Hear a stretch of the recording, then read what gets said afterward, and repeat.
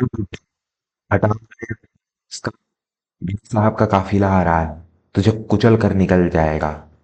लेकिन अगले ही पल जब उस लाल बत्ती वाली गाड़ी का दरवाजा खुला और जिले का कलेक्टर उस मैले कुचैले रिक्शे वाले के पैरों में अपना सिर रखकर रोने लगा, तो पुलिस वालों की लाठियां हवा में ही थम गई। भीड़ में सन्नाटा छा गया। जो हवलदार अभी उस बुढ़े की गर्दन पकड़कर उसे नाली में धकेलने वाला था, उसके हाथ कांपने लगे। किसी को अपनी आंखों पर विश्वास नहीं हो रहा था। जिले का सबसे बड़ा अधिकारी, जिसके एक इशारे पर पूरा शहर खड़ा होता हो जाता है, वह एक ऐसे बूढ़े के चरणों में पड़ा था जिसके बदन पर साबुत कपड़ा भी नहीं था। उस बूढ़े का नाम था दीनानाथ।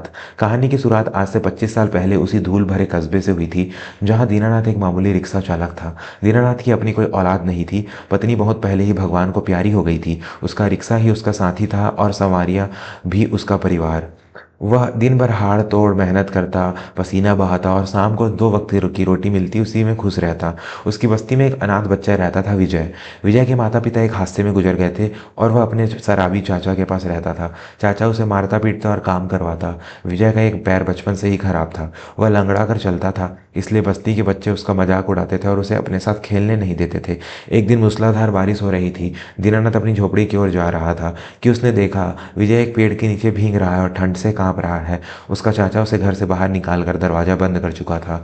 दीनानाथ का दिल पसीज गया। वह उस बच्चे को अपनी गोद में उठाकर अपनी झोपड़ी में ले आया। उसने सूखे कपड़े दिए और अपनी हिस्से की आधी रोटी उसे खिला दी। उस रात विजय दीनानाथ के सीने से लगकर ऐसे सोया जैसे उसे बरसों के बाद कोई पिता मिला हो। अगली सुबह जब बारिश रुकी तो दीनानाथ ने विजय से पूछा, बेटा स्कूल जाओगे? विजय की आंखों में एक चमक आई, लेकिन फिर उसने अपने लंगड़े पैर की ओर देखा और उदास होकर बोला, काका, स्कूल तो 3 कोस 9 किलोमीटर दूर है। मैं तो ठीक से चल भी नहीं पाता, वहाँ कैसे जाऊँगा? और चाचा मुझे पढ़ने नहीं देंगे। दीनानाथ ने उसकी आंखों में छिपी तड़प को पहचान लिया। उसने विजय के सिर पर हाथ फेरा और कहा, तुझे तेरे पैरों की जरूरत नहीं है बेटा। आज से मेरे पैर तेरे पैर बनेंगे। तू बस पढ़ने का सपना देख, मंजिल तक पहुंचाने का काम मेरा है। उस दिन से एक नया सिलसिला शुरू हुआ। दीनानाथ रोज सुबह विजय को तैयार करता, उसे अपने रिक्शे में बिठाता और शहर के सरकारी स्कूल छोड़ने जाता। लोग उसे पागल कहते थे। बाजार में सभी साथी रिक्शे वाले उसका मजाक उड़ाते, क्यों रे दीनानाथ, खुद के खाने के लाले हैं और इस लंगड़े को नवाब बनाने चला है? यह बड़ा होकर तुझे लात मारकर चला जाएगा, अपना बुढ़ापा क्यों खराब कर रहा है? दीनानाथ बस मुस्कुरा देता और कहता, अरे भाई, जिसके पास कोई नहीं होता उसका भगवान होता है, और मेरे लिए तो यह बच्चा ही भगवान का रूप है। विजय पढ़ाई में बहुत होशियार था। वह जानता था कि उसका काका उसके लिए कितनी मेहनत कर रहा है। धूप हो, बारिश हो या कड़ाके की ठंड, दीनानाथ का रिक्शा कभी नहीं रुका। दीनानाथ खुद कई बार भूखा रहता था कि विजय के लिए किताबों और कापियों का इंतजाम हो सके। दीनानाथ के पैरों की नसों में सूजन आ गई थी। उम्र ढल रही थी, लेकिन विजय को स्कूल छोड़ने और लाने का उसका नियम कभी नहीं टूटा। एक बार की बात है, विजय को 10वीं की परीक्षा की फीस जमा करनी थी। दीनानाथ के पास 1 रुपया भी नहीं था। उसने दिन रात रिक्शा चलाया, लेकिन पैसे पूरे नहीं हुए। आखिरी दिन करीब था। दीनानाथ ने अपनी वो पुरानी चांदी की अंगूठी, जो उसकी पत्नी की आखिरी निशानी थी, सुनार के पास गिरवी रख दी। जब विजय ने पूछा कि फीस के पैसे कहाँ से आए, तो दीनानाथ ने झूठ बोल दिया कि लॉटरी लगी है। वह नहीं चाहता था कि विजय के मन में कोई बोझ रहे। दोस्तों, दीनानाथ का यह त्याग हमें सिखाता है कि असली पिता वह नहीं जो जन्म देता है, बल्कि वह है जो आपके सपनों को अपने कंधों पर उठा लेता है। अगर आपको भी लगता है कि ऐसे निस्वार्थ लोग दुनिया में कम बचे हैं, तो चैनल को सब्सक्राइब जरूर करें और बेल आइकन दबाएं, ताकि ऐसी दिल छू लेने वाली कहानियां आप तक पहुंचती रहे। समय का पहिया अपनी गति से घूमता रहा। विजय ने 12वीं कक्षा में जिले में टॉप किया। उसका चयन शहर के बड़े कॉलेज में हो गया। अब उसे आगे की पढ़ाई के लिए बड़े शहर जाना था। जिस दिन विजय जा रहा था, दीनानाथ की आंखों में आंसू नहीं रुक रहे थे। उसने अपनी जमा पूंजी, एक पोटली जिसमें उसने सालों से एक एक सिक्का जोड़ा था, विजय के हाथ में रख दी। विजय रोते हुए दीनानाथ के पैरों में गिर पड़ा। काका, मैं लौटूंगा। मैं वादा करता हूँ, एक दिन मैं बहुत बड़ा आदमी बनूंगा और आपके इस रिक्शे को मर्सिडीज से भी कीमती बना दूंगा। दीनानाथ ने उसे गले लगाया। जा बेटा, बस नेक रास्ते पर चलना, गरीब का दर्द कभी मत भूलना। विजय शहर चला गया। शुरू के कुछ महीनों तक उसकी चिट्ठियां आती रही, फिर धीरे धीरे चिट्ठियां कम हो गई। साल बीतते गए। दीनानाथ अब बहुत बूढ़ा हो चुका था। उसका शरीर अब रिक्शा खींचने लायक नहीं बचा था।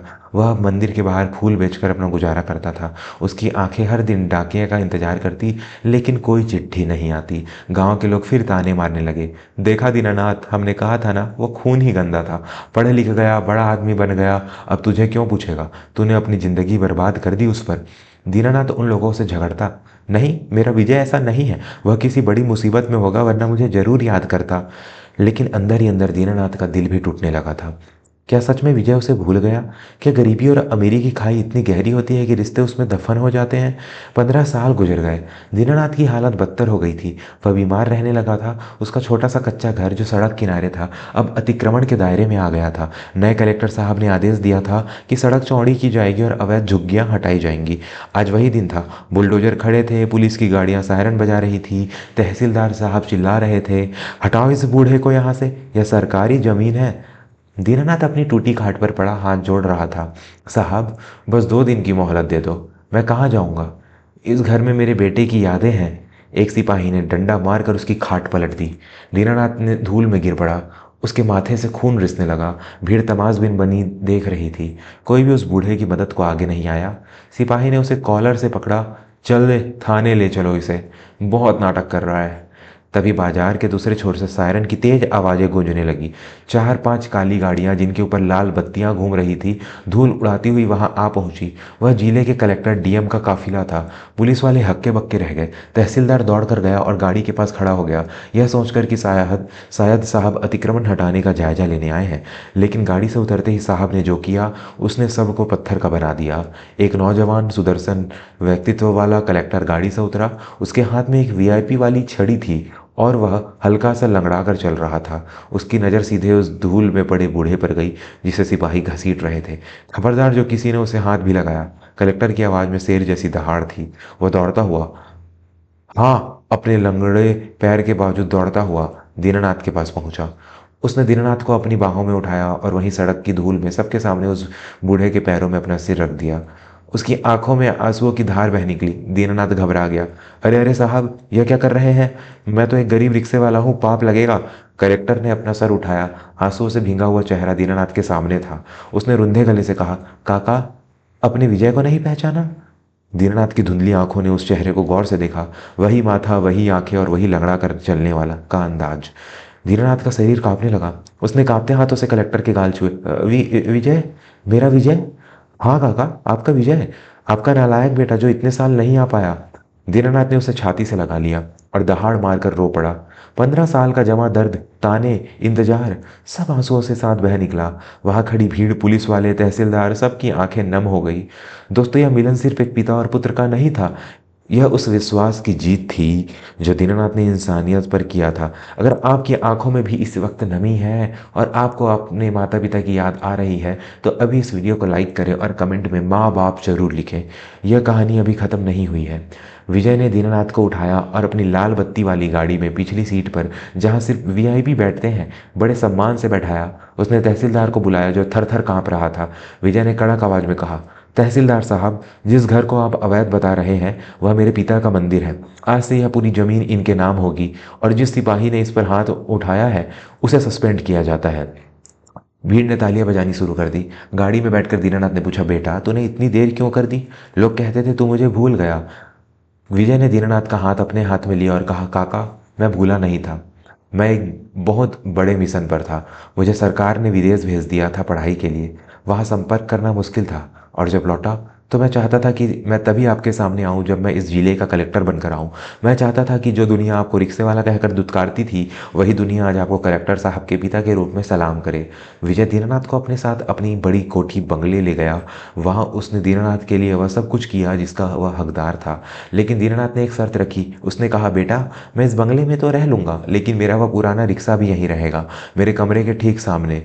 विजय ने पूछा, क्यों काका? दीनानाथ ने मुस्कुराते हुए कहा, ताकि तुझे और मुझे दोनों को याद रहे कि हम कहाँ से आए थे। वह रिक्शा नहीं, वह तेरी कामयाबी का रथ है। उस दिन के बाद शहर ने अब एक अजीब नज़ारा देखा। शाम को अक्सर जिले का कलेक्टर अपनी आलीशान गाड़ी छोड़कर अपने बूढ़े पिता को एक व्हील चेयर पर घुमाता नजर आता और कभी कभी वह खुद उस पुराने रिक्शे को साफ करता दिखाई देता।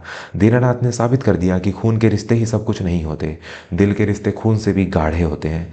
उसने एक अनाथ को अपनी गरीबी के पसीने से सींचा और उस अनाथ ने अपनी कामयाबी की छाँव से उसका बुढ़ापा संवार दिया। कहानी का सार यही है दोस्तों कि किसी की मदद करते वक्त यह मत सोचो कि तुम्हें क्या लौटाएगा वह। दीनानाथ ने कभी नहीं सोचा था कि जिस लंगड़े बच्चे को वह स्कूल छोड़ रहा है वही एक दिन उसके बुढ़ापे की लाठी बनेगा।